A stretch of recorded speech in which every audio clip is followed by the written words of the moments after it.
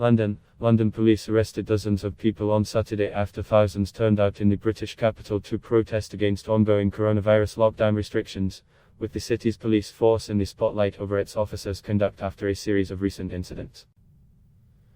The Metropolitan Police Service said it had made 36 arrests, most for breaching months-old virus regulations that outlaw leaving home except for a limited number of reasons. Several thousand people were estimated to have gathered for the demonstrations, which began on Saturday lunchtime at Hyde Park. After the crowd marched through central London, a group of around 100 returned to the park where police said they threw missiles at officers. Several were injured as a result of targeted assaults, Deputy Assistant Commissioner Lawrence Taylor, who led the policing operation, said in a statement. It is totally unacceptable and saddening that officers enforcing regulations that are there to protect us all were the victims of violent attacks. England's COVID-19 lockdown measures have been in place since early January, when Britain saw a surge in infection rates, hospitalizations and deaths.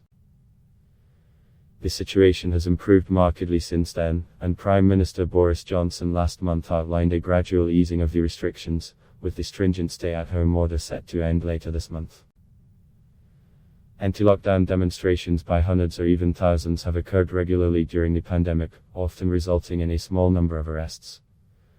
Met complaints upheld, however, the police response to Saturday's protests was under particular scrutiny in light of the outrage over the Met's handling of a vigil last weekend for a woman who was allegedly kidnapped and murdered by a member of the same force. On that occasion, police scuffled with the predominantly female crowd of several hundred and physically restrained demonstrators, arresting 4 people. Met Police Commissioner Cressida Dick, who faced calls to resign in the aftermath, agreed to both internal and independent reviews into how officers responded.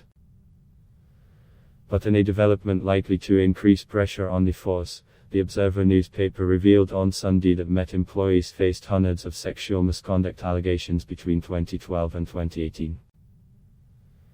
According to documents the paper accessed under Freedom of Information laws, 119 of the 594 complaints were upheld after investigation. The accusations probed included that an officer had sex with a rape victim and another had assaulted a domestic abuse survivor, it said. The rape victim complained the officer took advantage of her vulnerability and had sex with her on 2 occasions, the Observer reported, with the officer subsequently dismissed.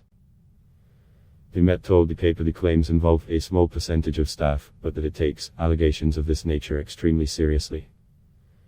If standards are proven to have fallen below what is expected, we take appropriate action to ensure both accountability and that lessons are learned from each case, it added. More than 60 lawmakers signed a letter on Saturday, coordinated by rights groups Liberty and Big Brother Watch, warning that criminalizing protest is not acceptable and is arguably not lawful.